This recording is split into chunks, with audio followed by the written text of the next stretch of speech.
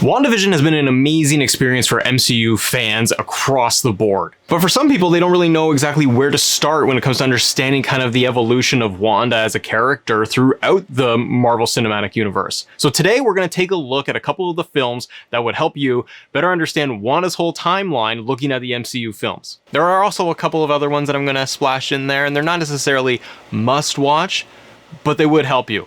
But I don't necessarily think that you want to watch the whole thing. Some of them. We'll get to that in a second. First up, Avengers Age of Ultron. Wanda made her first appearance in the MCU on Age of Ultron, in which she came in with her brother Quicksilver. They started their allegiance with Hydra as they were experimented on and gained their powers through the scepter, and from there they teamed up with Ultron in the movie. Now during the Battle of Sokovia, to stop Ultron, Quicksilver was killed. We saw all of those bullet wounds going through Quicksilver, and Wanda survived. And shortly after the destruction of Ultron, Wanda joined the Avengers. This first introduction to Wanda and Quicksilver really gave us an understanding of where she was going, and it helps with the WandaVision timeline as well, as we were seeing those flashback episodes and the introductions of Quicksilver to the entire Westview world that Wanda has helped create. Next up, a very, very big favorite of ours, Captain America Civil War. Now, not only is this an amazing film, not only is this an amazing Marvel movie, it is an amazing Avengers story, and it includes Wanda as a big, big focus within this. Wanda has been discovering her powers a lot more at this point, and she has been working with the Avengers,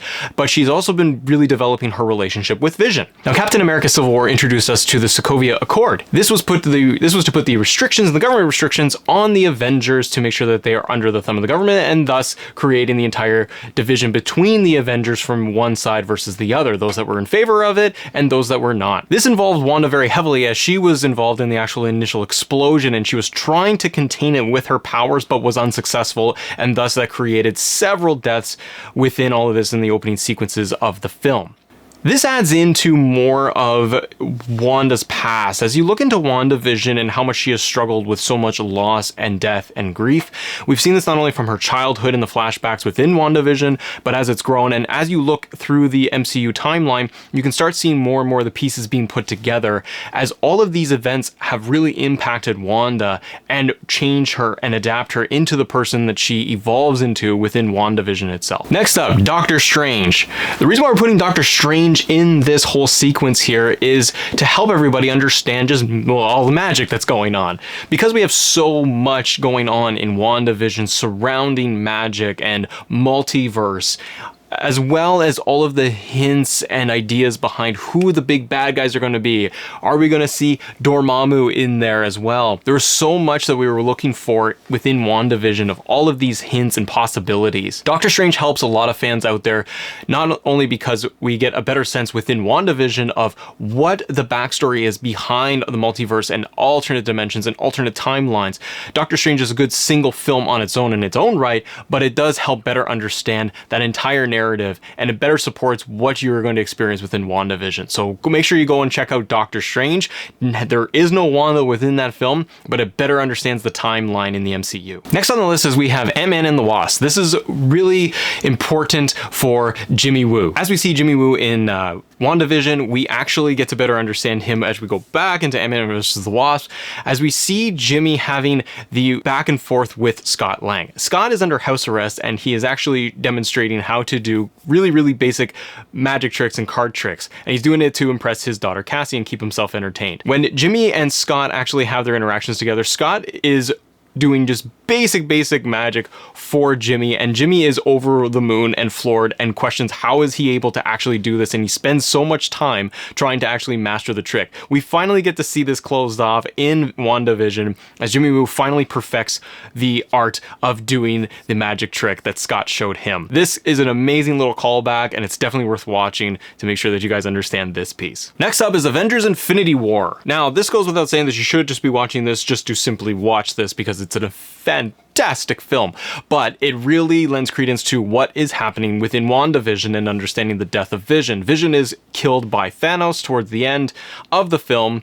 Wanda is trying to first rip out the actual stone out of Vision, but then everything is turned back in time by Thanos using the time stone, and that results in Thanos actually killing Vision. This is heartbreaking and destroys Wanda, and we see what happens next within Endgame to her reaction destruction. But as this goes on and Thanos snaps and uses the snap, we see the actual destruction and loss of Wanda. This plays into WandaVision because it is centralized around what happened to Vision, and it gives you guys better understanding of the two visions that we actually see within WandaVision, one being the one that is actually created through the mind and the Mind Stone of Wanda, and the other one is the actual Vision, the real Vision, the white Vision that we actually had within the MCU films. Last up on the MCU movies that you need to be able to watch is going to be Endgame, because we actually see Wanda make her return. She has an epic moment with Thanos and